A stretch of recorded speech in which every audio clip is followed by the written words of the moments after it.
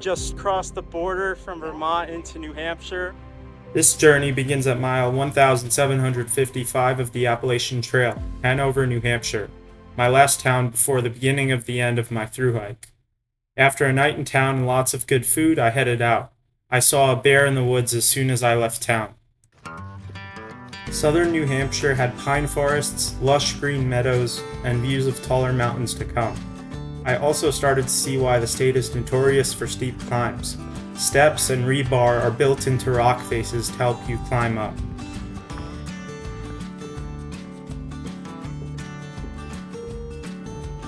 I'm on the top of the Smarts Mountain fire tower here, and you could see the mountains that I'm gonna hike in the lights over there, Mount Washington.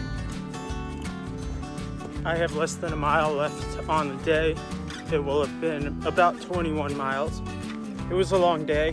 I've been going for like 11 hours. Just hit mile 1800.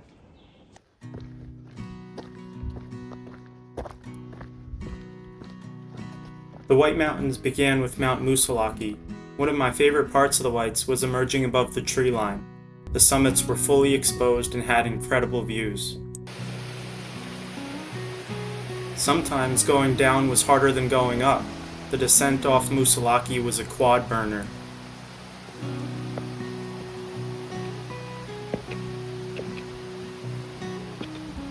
It was time for my next resupply in Lincoln, New Hampshire, where I stocked up on food, showered, and got a good night's rest at the Notch Hostel.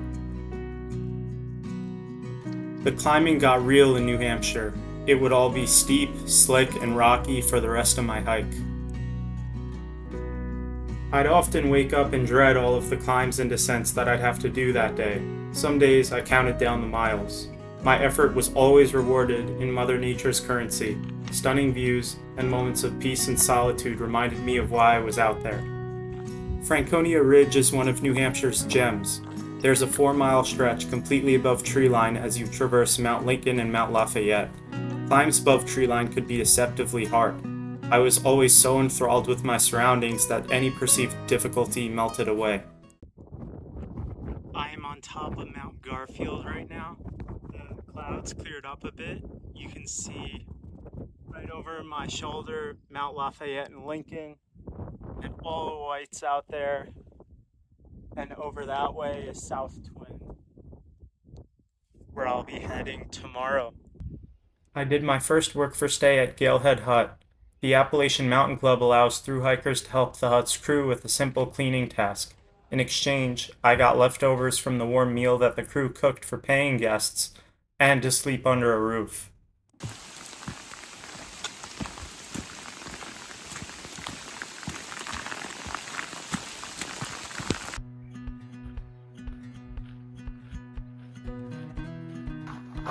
I just started hiking this morning, and the sun is peeking through the clouds, through the trees here. I obviously have wanted my time in the presidentials to be sunny with lots of good views, but you never know. I saw that today there was a chance of it being sunny, but you still never know. But I have a feeling that it's going to be a good day. As I ascended towards Mount Washington, it felt like I had entered another planet covered in rocks. The summit was in and out of the clouds as I approached. My excitement propelled me forward. I was conquering the tallest peak in the northeast. I absolutely destroyed chili dogs and a donut from the visitor center at the summit, and truly couldn't get enough of the view of the rest of the presidential range.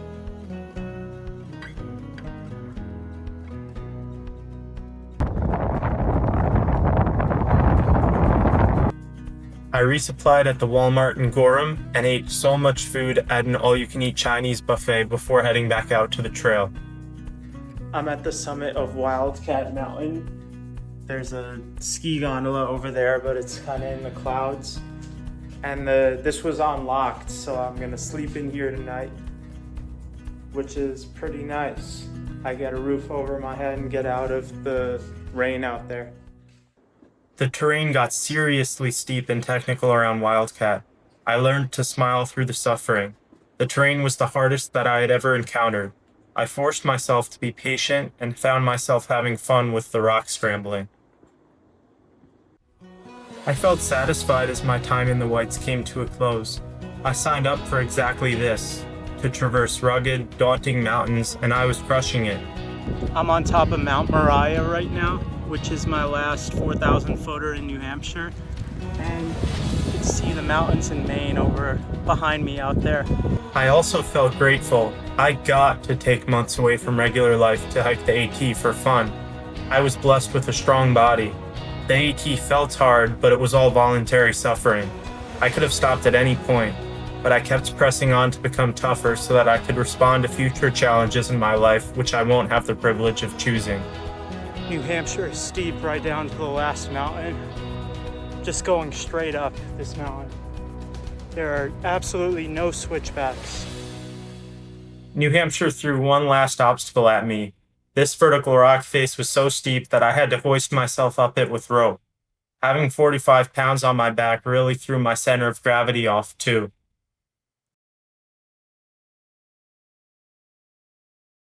Before I knew it, I reached my final state crossing, into Maine. Just crossed the border into Maine. I'm booking it right now to a shelter because it started raining a little while ago.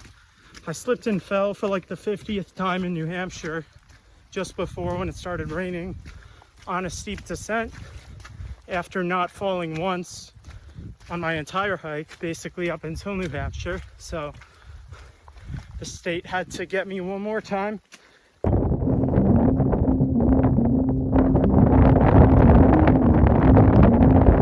Maine had so much mud. Mountaintops often plateaued into bogs, which there was no way around. I slipped and sank knee-deep into the mud a few times. There you go.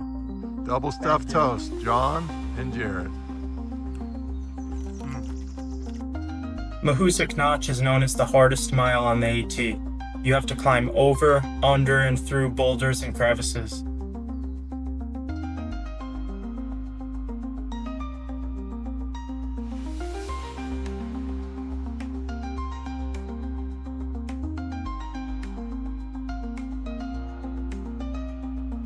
It was noticeably colder in the notch. There was even some snow and ice, even though it was July.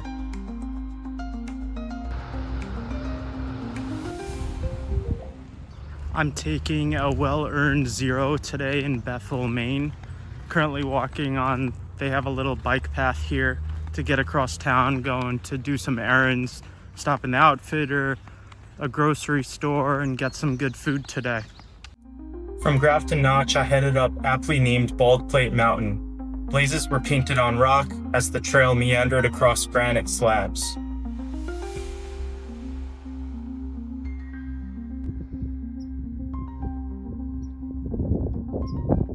Despite the awesome scenery, something just didn't feel right. Today has been pretty demoralizing. The terrain has gotten a lot easier. It's like a lot of dirt and less rocks, but my left quad is like cramped or sore or tight or all of the above, and it kind of hurts on like every step. So I've been inching along on this terrain that I should be flying on. So I'm gonna have to see how it is tomorrow. I hope it feels better. I'm currently limping, backtracking to a road I was at a couple hours ago this morning. My quad felt better this morning, but then once I started going up and down today, it started hurting, and at this point right now I can't walk properly. So luckily I'm able to stay at a hostel at a nearby town, which I'm gonna get picked up and go there and probably take at least 1-0 tomorrow, maybe more. This is the way of the trail. You get hurt and you have to deal with it. You hope that your body can bounce back. This one stung because I physically could not hike. I only had a few hundred miles left. I wasn't sure if my body would be able to make it. I'm in my tent at this hostel here in Andover. I just did a 0-0 here, meaning that I took the past 2 days off from hiking. What happened was my quad was just super sore, and then 3 days ago just started seizing up on me while I was hiking up a mountain. So luckily I was able to go back down, get to a road, and come to this hostel and take 2 full rest days here. It feels completely fine just walking around, and I've been taking it very easy, not doing much walking. I've been stretching it a ton. The moment of truth will be once I start hiking up and down out there, but I'm hoping that it's good now. And I'm just excited to get back out there and finish this journey. It's been amazing, but it's definitely reaching a point where I'm ready for it to be done and to go back home, go back to eating well, taking care of my body, being with my family. But I am very excited for the last couple weeks of this journey. That was an emotional low of my hike. I felt so alone. The trail knocked me down, but I got back up and kept going. Beautiful views lifted my spirits. I fell in love with Maine's lakes. My quad was holding up, and I was heading north. Just hit mile 2,000. I can't believe how many miles I've hiked this year. It's crazy. The tides turned. My spirits soared. Days went by quickly. I'd often smile to myself, soaking in my majestic surroundings. A night at my favorite hostel of the whole trail, the Hostel of Maine, renewed my momentum. I believed that I would make it to the end.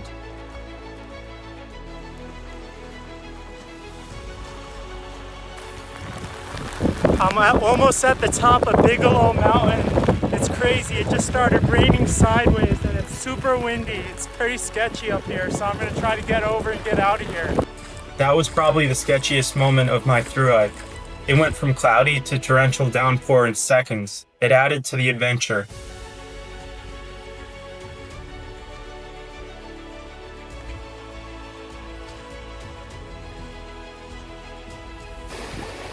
After the Bigelow Range, I descended to the lakes for some flatter miles.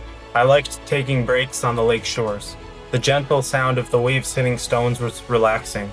It contrasted the harsh, rocky terrain. I got to swim so much it was like I got to shower every day.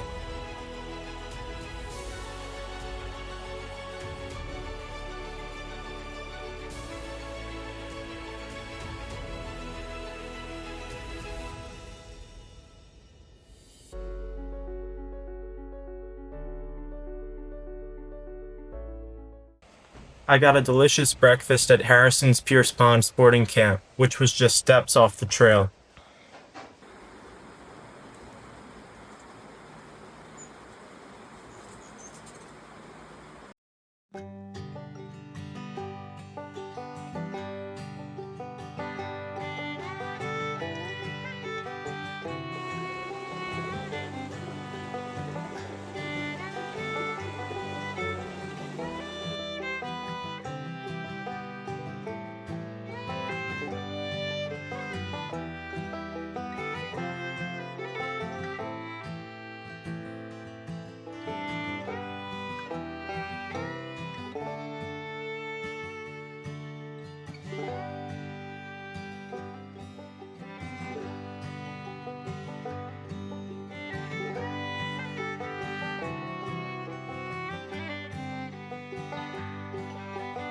I stayed at Shaw's Hiker Hostel in Monson, Maine, my last town stop.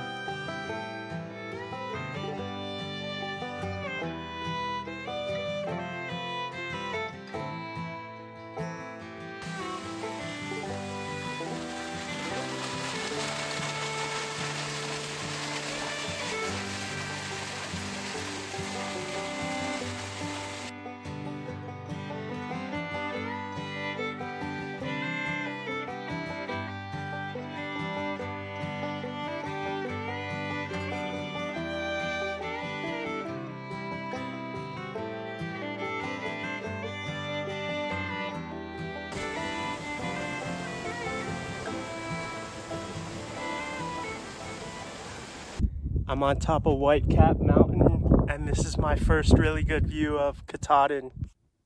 I checked off a bucket list item of finally seeing a moose. Through each mile that I hiked, I felt more and more connected to nature. I was in tune with the plants and animals around me. I had my life's necessities in my pack and didn't need much else to be happy. Northern end of the 100-mile wilderness. I thought I might have life-shattering revelations as I approached the end.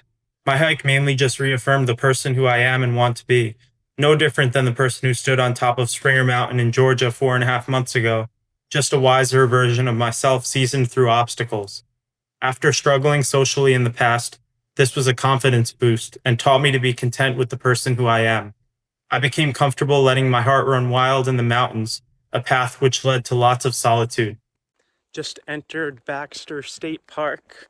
The trail is super nice and flat, and I'm just hiking a short day to the Birches campsite today, and then I'll summit Katahdin tomorrow.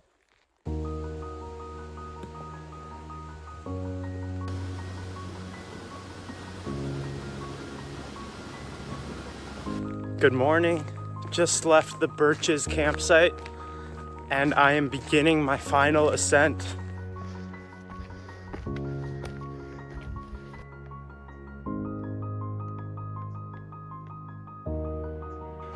I'm starting to emerge above the tree line, and it's been pretty smoky from wildfires the past few days, but it seems clearer today. So I'm hopeful that I'll have a good view up here. Katahdin is one of the biggest climbs on the AT, but the miles flew by. I felt like a kid on a playground, climbing over gigantic boulders.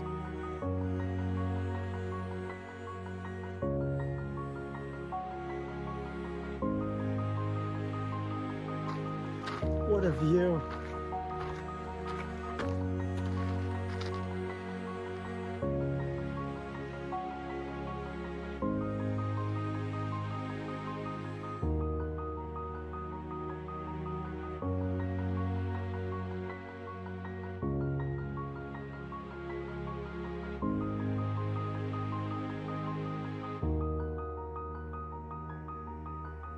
It felt surreal to look at the peak. I dreamt of this moment for 7 years. I persevered through all the hard times that I wanted to quit, and now here I was. I felt proud. It took everything over the past 4.5 months to reach this point. I'm less than a mile from the summit of Katahdin. It's an absolutely perfect day. It's nice and cool, a little bit cloudy, but the sun is still out. The views are amazing. My body feels good. What a way to finish. I'm so grateful to be out here that I stuck to this after lots of obstacles along the way. I don't know how I'm gonna feel up there. I thought maybe I'd be feeling a little bit emotional right now, but I'm not. I'm like purely excited right now. That could change up there. But really, I've just been in the flow this morning, just focused on hiking, not thinking about much else, enjoying my last day on the AT, and just being in this beautiful nature.